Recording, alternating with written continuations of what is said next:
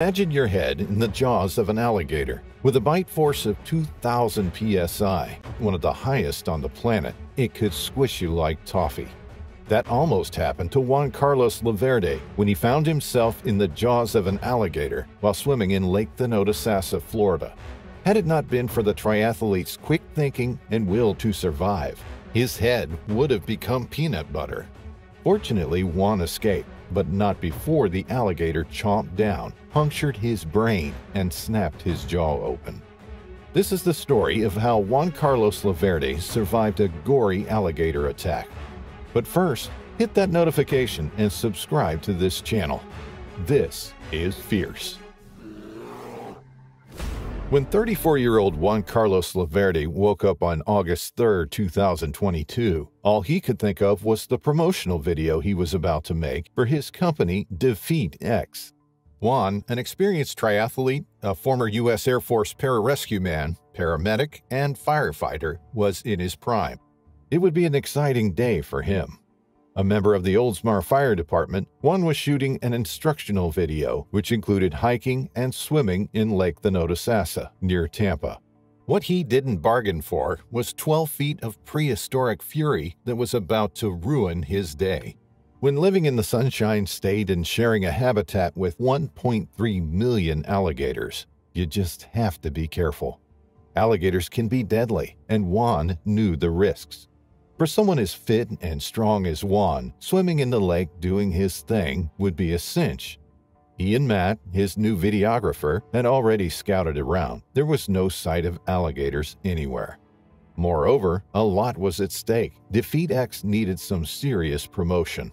The company was involved in outdoor activities, including biking and swimming.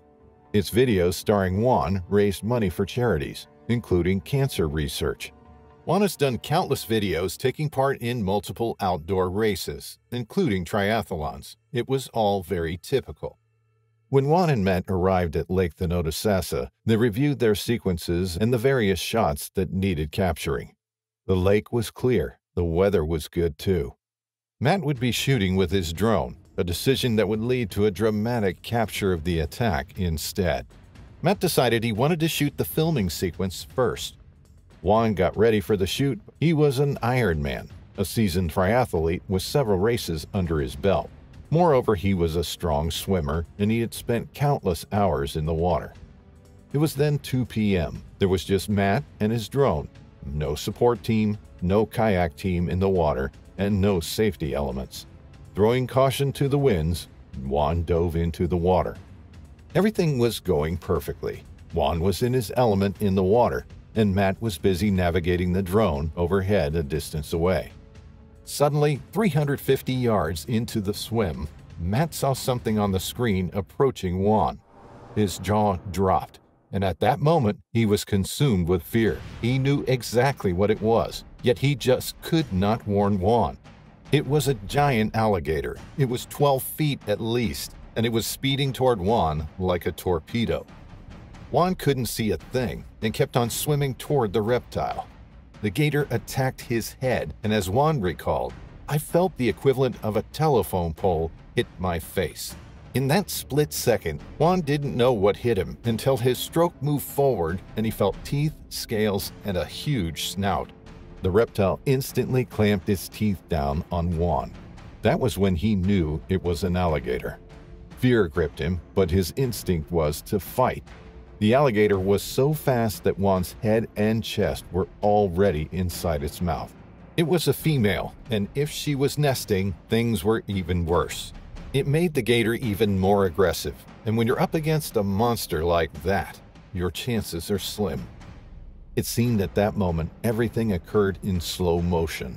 When the gator clamped down, he felt its teeth pierce his flesh. The next moment, he heard a pop. That was the sound of his jaw breaking. Yet he did not realize it. Juan was a fighter. He refused to be killed by the reptile. In the hospital, Juan described that very moment. I felt the teeth clamp down and instantly realized it was a gator. My entire head and upper chest were inside her mouth. Then she bit down, and I felt the teeth pierce my flesh. There was a loud popping sound. Then instinct took over. Juan grabbed the gator's upper and lower jaw with both hands. He described how he felt God give him superhuman strength at the time to pry open the creature's jaws. The gator's teeth were dug into his lower chest and shoulder blade. He just had to keep them apart, or else it would have been all over. Juan then did the next thing that came into his mind. He grabbed the tip of the gator's snout and pulled hard. She chomped down again, and this time her teeth dug into his skull. The gator then tried the death roll, hoping to end it for Juan, but he too wasn't letting go. Both man and beast rolled a complete 360 degrees in the water. As soon as the gator was upside down, Juan broke free. He began swimming for his life, reaching the dock in record time. As soon as Juan reached the dock, he pulled himself up to safety, but it was then that he felt a searing pain consume him. He fought to stay conscious even though the pain was torture. It crushed him, making him feel as if he were still in the alligator's mouth. Juan just had to let Matt know he was okay. He tried making himself believe that too. It kept him going, even though he was pretty messed up. He got onto the road and found a house. Luckily for Juan, the residents were at home. They were horrified to see his condition, but acted swiftly when Juan asked them to dial 911. By now, Juan was losing a lot of blood. Eventually, he found Matt, who already knew something was terribly wrong. He had seen the shape of something large propelling towards Juan. It was even captured live on video. An ambulance finally arrived, and a few hours later, Juan underwent a 6-hour surgery at Tampa General Hospital. Juan required face and jaw reconstruction surgery, a craniotomy where doctors removed his right temporal lobe, pierced by the fractured bone from his cracked skull. His shoulder and chest needed repairing too. Juan suffered severe punctures to the brain. He now has no bones on the right side of his head. His jaw was wired shut for a few weeks, but the guy's a fighter. Juan will probably need several more surgeries until he's finally okay. But being the kind of man Juan is, he will recover. The attack on Juan Carlos Verde was not the only one. 4 fatal alligator attacks were confirmed in Florida in 2022. Besides, there have been 20 alligator bite incidents reported across the state. Alligator experts like Brandon Fisher stress the importance of practicing caution in a state known for its vast alligator population. Alligators can be extremely dangerous at certain times of the year, especially during nesting and hatching seasons. That's when the females can get protective and highly deadly. This is probably why the female attacked Juan, thinking he may have been going for her nest. As for Juan, he considers the attack a lesson, saying, "Every time I don't mitigate the risk, I suffer the consequences. I threw things to the wind, and it was serious for me. I've got to learn that lesson." He went on to say, "Perseverance and joy. With that spiritual gift, I was able to survive."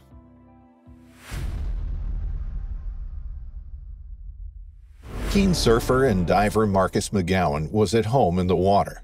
He lived on Australia's Gold Coast, known for its subtropical climate and world-famous surf beaches. But it wasn't surfing or diving that nearly cost him his life on May 27, 2023. He was visiting northern Queensland with his wife and a group of friends. They took a boat out towards the Charles Hardy Islands off Queensland's northern tip. The boat slowed and came to a stop about 40 kilometers off the coast.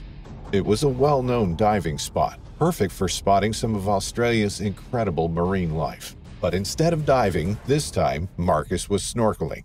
He donned his mask and snorkel and dropped into the ocean. Once everybody was in the water, the boat motored a little distance away to give them some space. It hovered nearby, the skipper relaxing whilst the group took to the water. Those in the water were men, women, and children. Marcus spoke with another snorkeler, each of them pointing out some colorful fish amongst the coral. Everyone seemed to be enjoying the wildlife haven beneath the waves, enjoying the serenity that snorkeling and diving brings. But the feeling of peacefulness came to an abrupt end. A predator singled out one of the group, an individual just meters from the next person. It swam up from the depths, its tail beating from side to side, propelling it forwards and upwards, emerging from nowhere. Marcus didn't see it coming. There was no warning. No chance for him to react or brace himself. It approached him from behind, a master of stealth and surprise. One moment he was admiring the colorful fish beneath him. The next moment, he suddenly felt something latch onto his head. He felt the piercing sensation of dozens of teeth clamping around his skull. He was sure it was a shark. He was in shark habitat. He was in shark territory. But when he lifted his hands up above his head, frantically trying to grab onto the animal and push it away, he felt its scaly skin.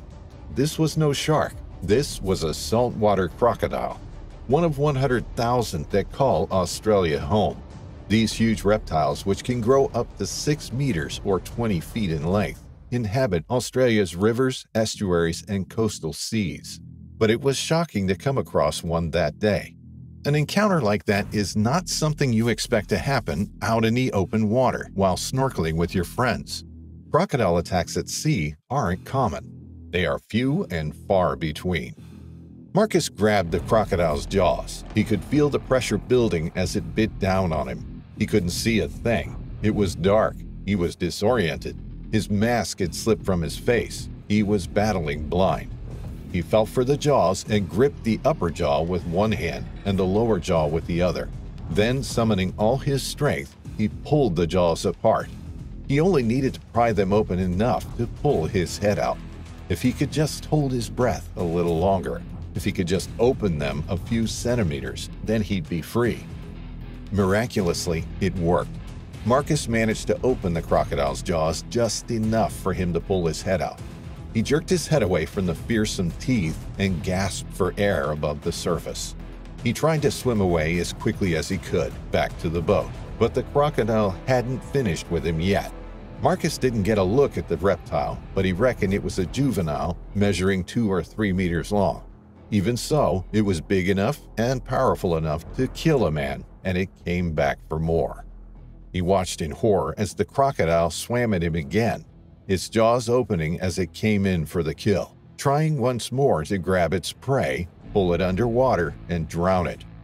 Others in the group saw the commotion. They saw the olive green skin and the knobbly tail as it thrashed around near the surface of the sea. They screamed, alerting the dive boat, which zoomed towards them. Marcus was treading water, waiting for the incoming bite. He needed to fight. There's no way he was going to outswim a crocodile, but if he could hold it off long enough for the dive boat to come to the rescue, then he had to give it a shot. This was his best chance. Face the crocodile head on. As the crocodile snapped at Marcus again, Marcus lashed out with his right hand.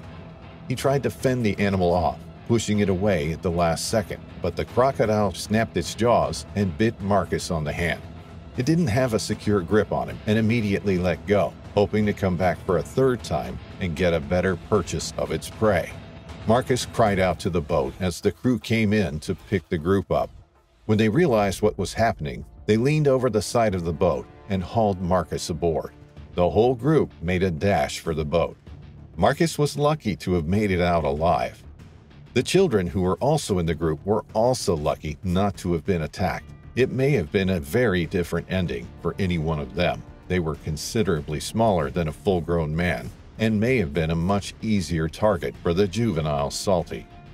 Blood oozed from Marcus's wounds and pooled in the bottom of the boat. He had puncture holes and cuts across his scalp, neck, and hand. One of Marcus's friends in the group was a fireman and administered first aid as the boat pelted full throttle to the nearest island. This was Hagerstone Island, 17 kilometers away from their dive site. It was an agonizing 45-minute boat ride, but Marcus was able to keep calm and focused. The team radioed ahead to plan a medical evacuation for Marcus. Speed was always key when it came to animal attacks. Loss of blood, infection, and shock were all potential killers if the victim survived the initial trauma. Once they made it to shore, Marcus was helped on to dry land. An emergency helicopter airlifted him to Thursday Island Hospital. After an initial assessment and antibiotic treatment, he was then transferred to the hospital in Cairns to patch up his deep lacerations and puncture wounds.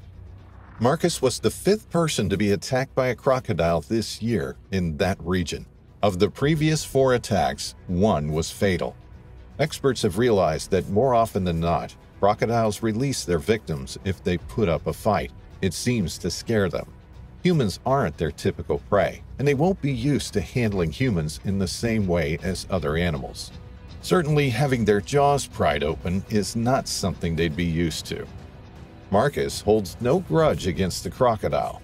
He knew he was in its territory. It was acting on instinct. The 51-year-old said of the incident that he was simply in the wrong place at the wrong time.